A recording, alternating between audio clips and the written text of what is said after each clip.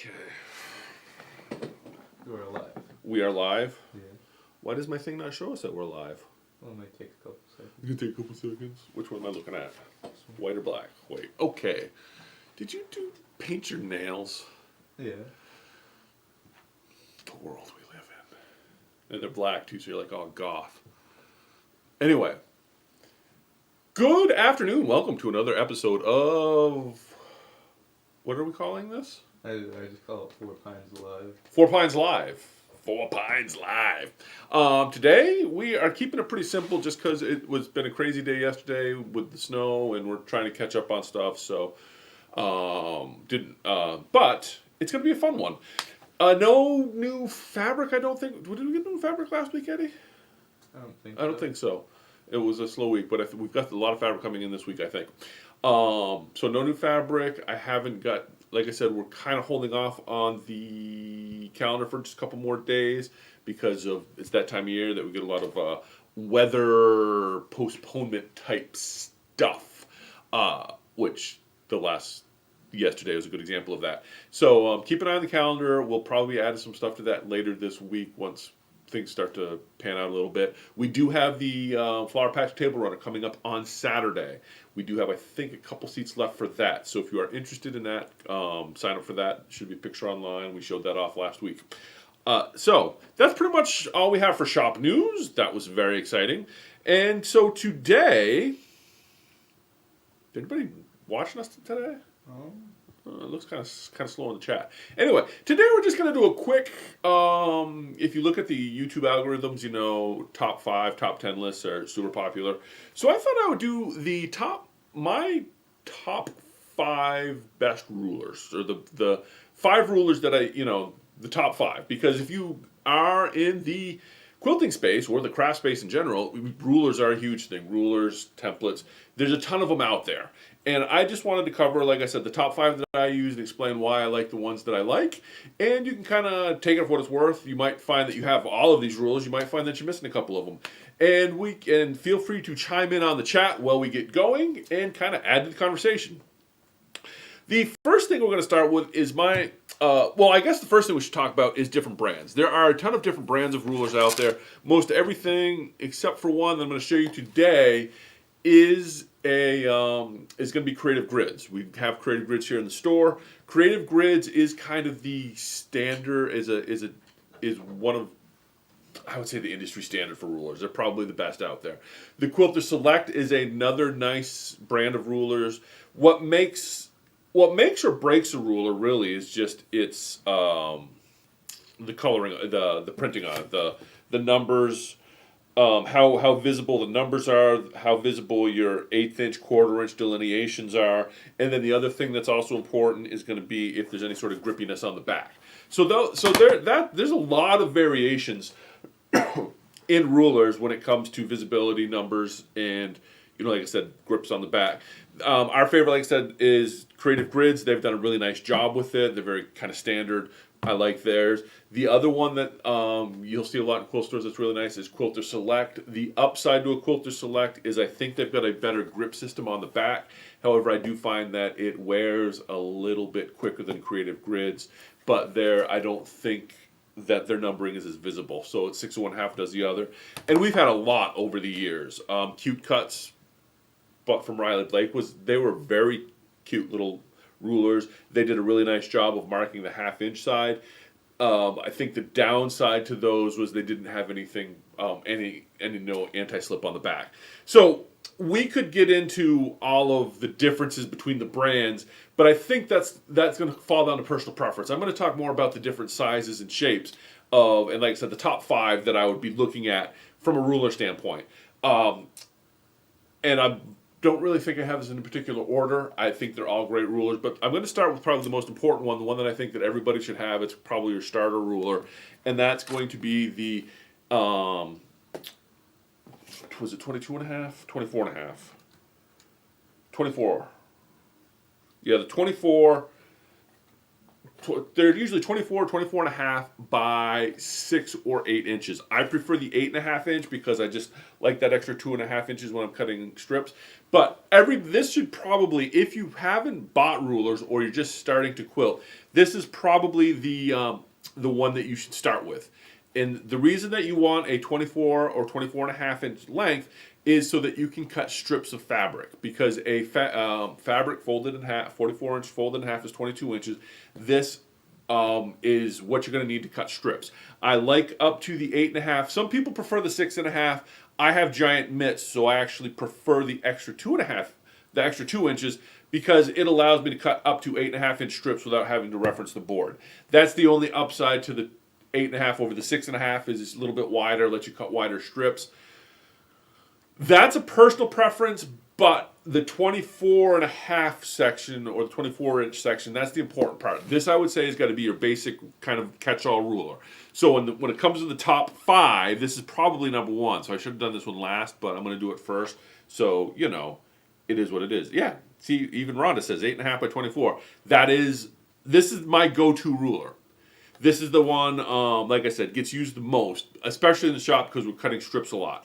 But you can always, with a ruler, the other reason I like this is you can always cut smaller, you can't cut bigger. So that's why this is a great ruler. Now I'm going to follow that up with the second rectangular ruler on our list, and that is going to be the 6.5 by 12.5. Now the reason that we go all of a sudden from the giant to the small is there's a lot of times you're sitting at your sewing machine and you've got a little cutting mat next to you. This is a perfect ruler for cutting the small stuff. You don't always want to get out the giant one if you're just cutting something small. This is the perfect ruler. 6.5 by 8.5 is nice. Brenda was also saying she likes the 4.5 by 10.5 or 4.5 by 12.5.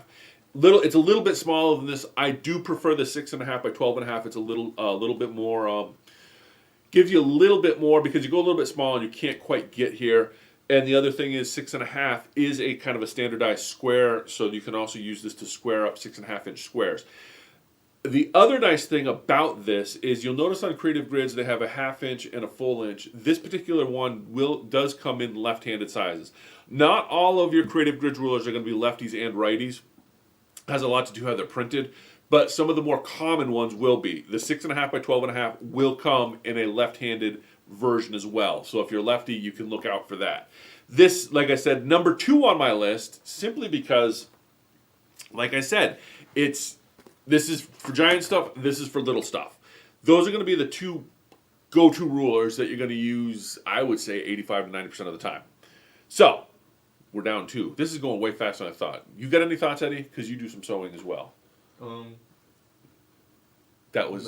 Not really. No, okay. I do like the Quilter Select more than the Creative Grids. Oh, you do like the Quilter Select. What do you like about it? I just like... The grip? Yeah. Yeah, the grip on the Quilter Select is nice. So, again, like I said, we can get into brands. Eddie prefers the Quilter Select. What we're talking about here has more to do with size. So, that takes care of that. Next one. Where are we going to go next? All right, the next ruler is, of all these stacked in front of me, is the only one that's not a Creative Grids. There is a Creative Grids version of this. I have not used it. I haven't played with it. I think I have it on the shelf, and I probably should have grabbed it. But the Easy Angle. If anybody watches me or knows anything about me, you'll know that this is my favorite go-to tool. This has been around forever. There's a reason it's been around forever. It is a great tool, the Easy Angle. Comes in 3 sizes, a 4.5, a 6.5, and a 12.5. Is it 12.5 or 8.5? I can't remember. You got 3 of them. There's a small, medium, and a large. If you're only going to get one, I would say get the middle one, because the problem you run into with the larger of the Easy Angles is it actually cuts off at 2 inches here on the end, so you can't do anything smaller than 2 inches. You can't go smaller than 2.5 inches on it. So the 6.5 is kind of my go-to for the Easy Angle. Like I said, I do know that there is a Creative Grids version of this. I haven't played with it. I imagine it's probably just as good, and you can do a million other things with it because the way Creative Grids does their stuff. But an Easy Angle, I think everybody should have one of these in their collection. This is if you're going to get into half square triangles, you're going to do flying geese. You can do all of that with an Easy Angle very easily. Also makes the math easy. If you're somebody that likes to throw stuff together yourself and you're trying to figure out how big your half square triangle strips have to be to fit into your square, made up of the squares that you're working on, Easy Angle keeps all that very simple. Great. This is a great tool. Like I said, one of my favorites. I won't sit down and sew till I know where this ruler is at and this ruler is at, because these are the two I'm going to use the most. So Easy Angle, by and far, gets the most used after straight cut. I use this a lot for all my triangle work. And they come in 3 sizes. I would say get all 3 sizes. You'll use them all. But if you're only going to get one, get the 6.5. It's kind of the middle of the two. Great for doing your bindings to get a miter. Get that miter on your bindings. It's great for piecing borders. If you ever piece borders and you need to, and you piece them on a 45, I prefer the borders pieced on a 45 because it breaks up that border print. Sometimes I'll go straight, but 9 times out of 10 I'm going to piece it on a 45. Easy Angle makes getting that piecing right.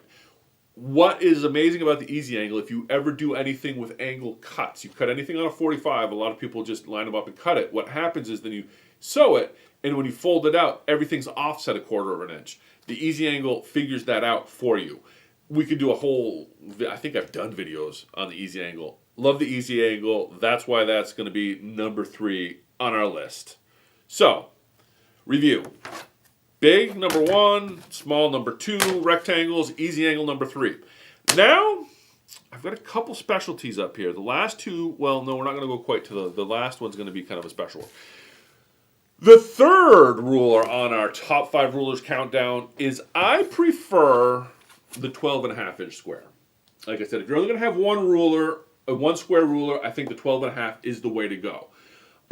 Square rulers are great for squaring up your squares. There's a lot of squares in there. What's nice about a square ruler versus a rectangular ruler is when it comes time to square up, you have this 45 mark here that will go through the middle of your squares, so you can be sure to get the proper, to actually get whatever your design is. It's very easy to kind of center and fussy cut with one of these, which is a whole nother conversation. Fussy cutting with a square ruler, it's doable, and I recommend it, but you can get specific fussy cut squares, but that's a whole, fussy cut rules, that's a different story. But a 12.5 is a good size. I think 12.5 is probably, of all the square rulers, this is kind of my go-to, because 12.5 squares is a pretty common size, and very rarely are you going to do squares that are bigger than 12.5. They're out there, you can do them, but if you've got to square up, 12.5 or smaller, this is a great ruler for that. 6.5, 8.5, 9.5, all common square sizes, but 12.5 is usually as big as you go, so I would recommend a 12.5. Now, obviously, square rulers come in a bunch of different sizes. This was top 5, so when I say top 5, this would be in my must-haves. Let's talk about other square rulers. Before we get into them, let's talk. Bev brings up a very valid point that she has one that the numbers are fading and might need to be replaced. That is something to keep in mind. These are tools; they will wear out. If you come to the shop, you'll see some of the rulers we have here should have been replaced a while ago. This is a ruler this square ruler actually is one that we use in the classroom. But what will happen over time is your numbers will start to fade. The other thing that will happen, which is probably more of a pain in the butt, is you're going to start getting fading on your 1/4-inch markings or your 1/8-inch markings. So it's harder to see what you're cutting. And then the other thing for creative grids, you may also start to notice that the anti-slip stuff may start to wear a little bit. I haven't run into that with creative grids as much as I've seen that on Quilter Select. I have noticed that their anti-slip technology starts to fade a lot quicker than the creative grid stuff. But your rulers will wear out with time, so that is something you do want to replace.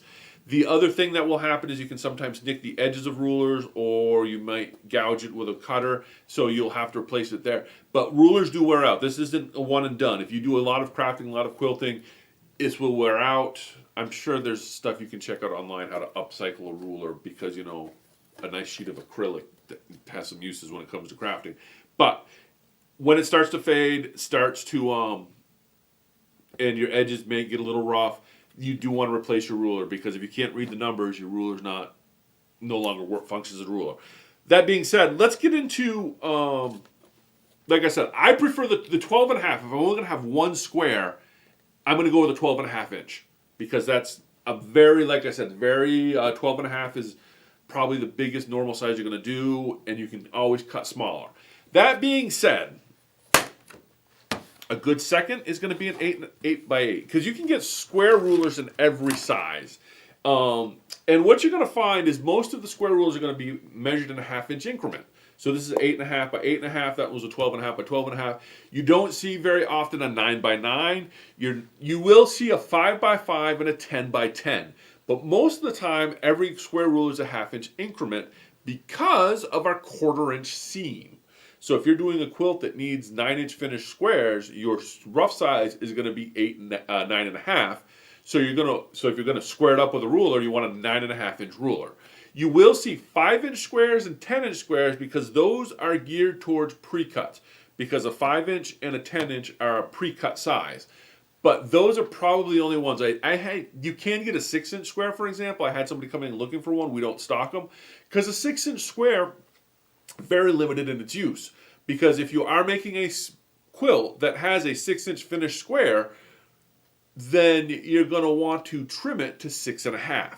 So keep that in mind when you're looking for a square ruler. Like I said, there are a bunch of different sizes for square rulers, but the reason that most all of them are at a half-inch increment is because your quarter-inch seam. So this is a 6.5-inch, or no, this is an 8.5. You can get a 6.5, a 9.5, but this is of the two, this ruler will do everything this does. If you are fussy cutting or trimming down, you can trim an 8.5-inch or fussy cut an 8.5-inch square out of a 12.5-inch ruler, but admittedly, it's easier with an 8.5.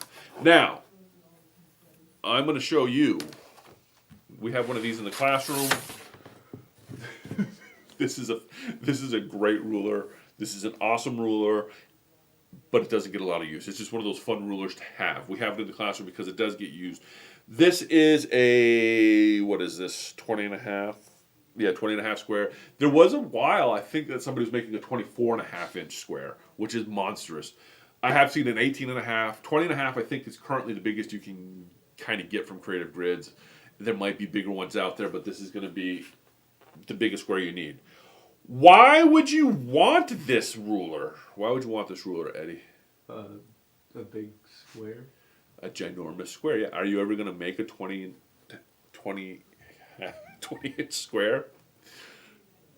Where these make their money, the reason that these are a great tool to have, and we have them in the classroom and we sometimes use them, these are really good for squaring up quilts, table runners, and, quilts and table runners. One of the things that you'll run into when you're squaring something up, the bigger edge here that you can get of a square, because when you square something up, you want a long here. You'll get a much better, you can square up a lot easier because you have such a long edge. So the squared up edge is going to be at least 20 inches. So that's where this ruler is really handy, is squaring up quilts. Fussy cutting up or trimming down your squares, not super useful. This is way big, way bigger, way more unwieldy than this 12.5. But for those times you need to square something up, this works awesome. Or if you're working on like a t-shirt quilt, for an example, this is also really nice if you're trying to center your logos off your shirts, make bigger squares. You can use this to fussy cut much bigger squares. But basically all it's used for squaring up quilts, and for the cost of this, most people probably don't have one in their home studio because why are you going to pay, I think these are what? These are expensive. And for the 3 times a year you might need it. Or you can always get around it with another ruler. So it doesn't make a lot of sense. We have one here in the shop. We do use it. If you do need to use it, it's here. We even have cutting mats to use it on. But don't let me discourage you from buying it either. If you really, really want one, I do have one on the shelf. But this is not, like I said, I wouldn't put this on the must-have ruler size. I just have this up here to show you how big your squares can be. But in the top 5, the 12.5. All right. What's the best way to store a ruler like that? The best way to store a ruler like this is, well, wherever you put it, we're going to forget about it because of how often you don't use it. One thing to keep in mind with rulers is, unlike mats, The problem with a cutting mat is it will bow over time if you store it upright. So you have to make sure it gets stored flat.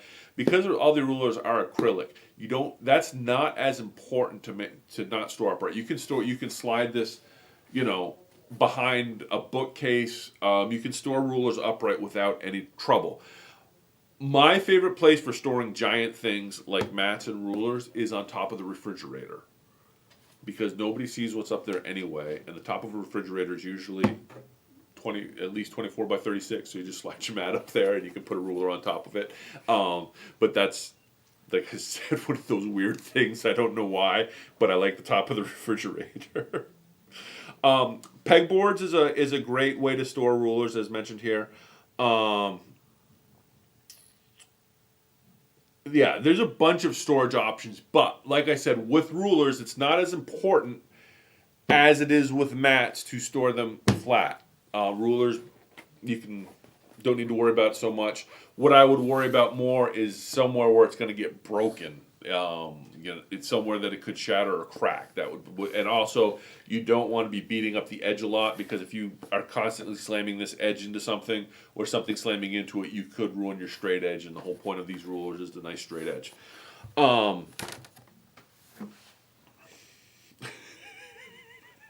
Store it where you remember where it is, and I have started a list to know where things are. Maybe there should be like an app you can put on your phone. Where did I hide it? So you can just tag things and know where things are at. That's our $1 million idea, Eddie. Have a little app that GPS locates everything. You just drop waypoints of where you have stuff stored in the house with a note of where it's at. I think we're onto something. That's a great idea, Gene. Anyway. And that's true, John. It's because I can see the top of the refrigerator. I know it's up there. So those are going to be your 4 kind of important. So you have your big rectangle, your small rectangle, an easy angle, and a square. Now we're going to get into I think this should be in everybody's rules repertoire, is a 60-degree ruler. I would go with this one because you're going to get more out of it than this one. You're limited in size. Now, these diamond rulers are great because you can get a lot more out of them than just a standard 60-degree ruler. We have 60-degree rulers as well. 60 degrees a point here, whereas you can get the diamond shape out of this. This is a great ruler. What do they call these? A 60-degree diamond ruler. Just using half of this for 60 degrees opens up a lot of possibilities of interesting design stuff, because the 60-degree triangle really gives a whole nother thing. 60-degree runners are a great example. Quick, easy table runners you make out of border fabric. You can throw those together really quick, made possible by the magic of 60 degrees, because you get 6 60-degree triangles to a hex. Well, anyway, yeah, you get 6 of them versus 4. I don't know what I'm trying to say there. I'll just shut up now. But 60 degrees are awesome. But so I would say I put this on our list of must-have top 5s because I think everybody should have a 60-degree ruler. There's a lot of things that you can do with a 60-degree ruler. And I can show, for example, there's templates and stuff. A lot of these patterns, like something like this, you'll see a lot of the patterns like this show up online. And in the pattern will be like a template for a 60-degree ruler, for a 60-degree to get this shape. But this is all done with a 60-degree ruler. So you can make, stuff like this. Very easy to do with a 60-degree ruler. So hexagons is another thing that you can do with a 60-degree. So I think, I don't know that a 60-degree ruler I think should be in everybody's toolbox. It gives you a lot of options and a lot of cool things that you can do. A big piece of paper, yes, to find things. So those are going to be the top 5. And what I also tend to do whenever I'm, like, from a practical standpoint, ideally in a perfect world you have both of these because, sometimes you want the smaller one. But whenever you're looking at rulers and you're on a budget and you're like, which one do I get? 9 times out of 10, I would say go with the bigger of the two, because you can always cut smaller. Then you can always cut something down with a bigger ruler down smaller, but you can't go bigger with a smaller ruler. That being said, you do have to pay attention because sometimes the smaller rulers will be graduated a little bit finer. Like these are both the same, but I have seen rulers where they're smaller like this will actually be down to like a 1/4 inch or an 1/8 inch, so that you'll get a little bit more use out of the smaller one for smaller stuff. But when all things are equal, I would always tell you, and if you're on a budget, you can only have one. Take the bigger of the two because you can always cut smaller, but you can't cut bigger on a smaller ruler. But again, that rule doesn't always hold because, quite honestly, for the 3 times that you might wish you had the bigger ruler, it's a bigger pain in the butt to be squaring up with this than it is with this in most cases. So that's just something to keep in mind. I think that's all I had. Was that exciting, Eddie? Did you wow, I learned something today? Mm-hmm. Any questions out there in the live chat? No? Well, I don't know. We're a little behind. But rulers are kind of one of the most essential tools when it comes to quilting because that's where you're going to get your perfect sizing at. And the more accurate your cutting and your sizing, the better your piecing becomes. So that is why a lot of people that have been doing this have a bazillion rulers, because some rulers will give you more accuracy depending on what you're not. All the rulers are just an inch is an inch, but because it's easier to manipulate, it fits better on the project. You'll find that from a tool standpoint, it's easier to get better cuts with certain rulers, and that get the right tool for the job. Some rulers will span you'll be able to do more with, but you can, so you don't have to have as many, but it is nice to have the smaller ones to kind of fill those gaps in, because you will find that for a lot of projects, it is easier to have a different size ruler. Like I said, I could do an entire quilt with this, and I do most of my quilts with this because I make giant, easy quilts. But I will be honest, having this available is nice because there's a lot of times when I'm, just trimming something up, smaller pieces. This is quicker, easier, makes my life easier. Do I need it? No, it's kind of a bonus because I could have done it with this, but it's a hobby. It's supposed to be fun.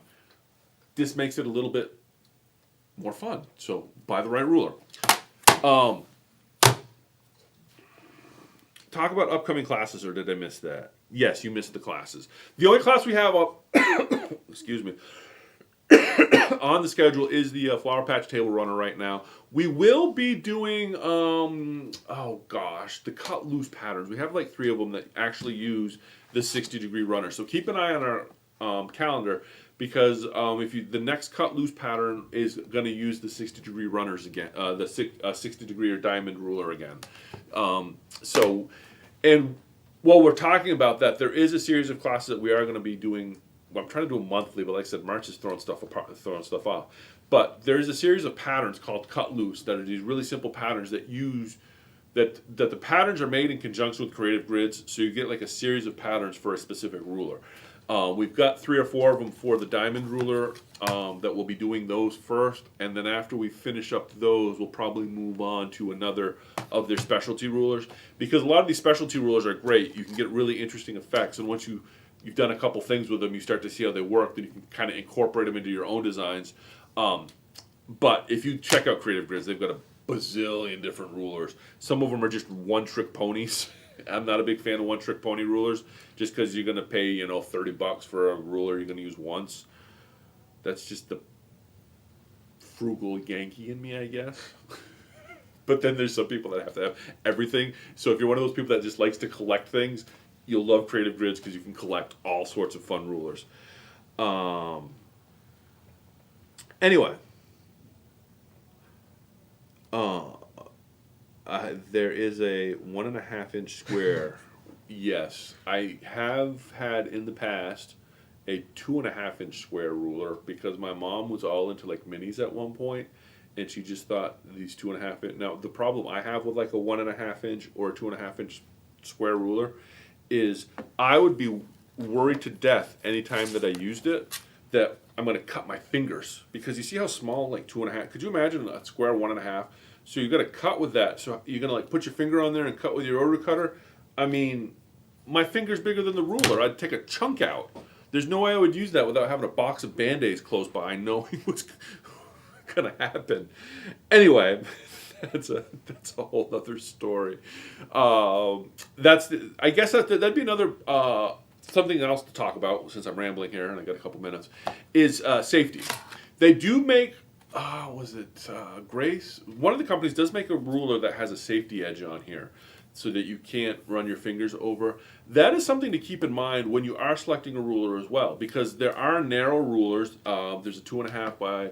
They make some really narrow rulers, which are useful. They have their place, but keep in mind, I tend to not like anything that's less than 6.5 inch wide because of how big my hand is, and once you start getting down to like 1.5 inch widths, it's gonna be very hard to apply the appropriate pressure and cut. So that's another thing to look at when you're getting into rulers, because yes, an 1.5 inch ruler, as they're talking about in the chat right now, is there might be a use for it, but I can't imagine what that would be that I couldn't use this for, because I can just use the corner here. Here's a corner. That corner will give me 1.5 inches, and I have place to put my hand and not worry about chopping my finger off. So that's another thing to consider, is just the safety aspect of it. One of the things you do not want to do is get blood on your project, and the way you avoid that is not cutting yourself. And some ruler designs don't lend themselves to that, and that's the other. And that would be another reason why you want to make sure you have a decent non-stick, is so stuff doesn't slide. Sliding doesn't give you good cuts. The other thing is, from a safety standpoint, I have seen people slide, and you do run the risk of cutting yourself. That being said, there is stuff you can add to rulers that have no sort of anti-slip device on it. We have some stuff here that you can throw on there. There's glow tape. There's a few different things you can use. But if you have a favorite ruler that tends to slide around, there is remedies for that as well. Slotted rulers? Slotted rulers. Oh. Did somebody ask about slotted rulers? Yeah, Gene asked about. Slotted rulers. Slotted rulers were all the rage a while ago. Some people still swear by slotted rulers. I have cut a lot of strips with a slotted ruler back when they came out. I am not a fan of slotted rulers. I find that slotted rulers, first off, you've got to get everything lined up just right, and then they're going to be usually fatter at one end, so you can slide your blade in there, and then you've got to make sure you've got a cutter that fits in there. And quite honestly, at the end of the day, the amount of extra, I don't say extra work, but it takes a little bit more prep time to get everything set up so that you can then run your 6 or 7 cuts on that slotted ruler, when I find it just as easy to cut and slide my ruler as I do on a slotted ruler. There is an argument to be made for them if you're doing a large project where you're cutting a lot of strips, if you have to cut like a bazillion 1.5 inch strips, and you've got a slotted ruler that does 1.5 inch increments. Yes, but I find that they tend to not, I think Gene said they're not as accurate. That is part of the problem that you'll have with them, because of the way that they're constructed. You've got that little bit of flexibility in them, and depending on how wide the slots are, if the slots are too close together, they flex a lot. I'm just not a fan of them. Some people love them. Some people have great results with them. I don't find that they save me a lot of time. Once you get used to manipulating your regular straight edge rulers, I just find it's easier. Again, like I said, if you're doing a ton of strips, there is an argument to be made for it. But honestly, unless you're cutting kits or something on a big scale, I don't. Like I said, but they do great how-to videos. Like if you see somebody demo it, it's like any of these things. They're like infomercials. You ever watch like an infomercial for like? Do you remember infomercials, Ed, or is that before your time? Yeah. You've seen some infomercials? Yeah. You ever watch like an infomercial, like the latest gadget for the kitchen, and they pull it out and you can do all these amazing things with it, and then you buy it and you get it to your house and you realize you're not going to do any of those things because you don't do it enough, so you're not practiced at it, so it takes longer to do it that way than it would to get out the kitchen knife and do it.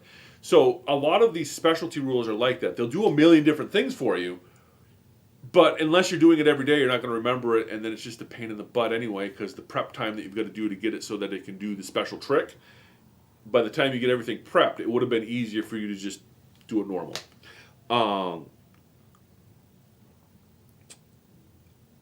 Anyway, I don't know if I just went on there. Let me just check comments real again. English paper piecing. Well, English paper piecing, to be fair on, is a totally different beast. English paper piecing, I love how it comes out. I would never do it, but that's just me. So, but I can see where 1.5 inch square would be useful for that. I could see that. Anyway, any other questions, thoughts before we sign off? Because that's all I have for today. I wish I had more. Hopefully, it was interesting. But the comments have been nice. It's nice to get some participation. Anyway, I'm rambling at this point. Do you have anything, Eddie? Do you want to add before we call it a day? Rulers are cool. Wizards are cool? Rulers. Oh, yes. I think. Rulers are cool. Which one am I on? I'm going to sign us out on? This one. That one there.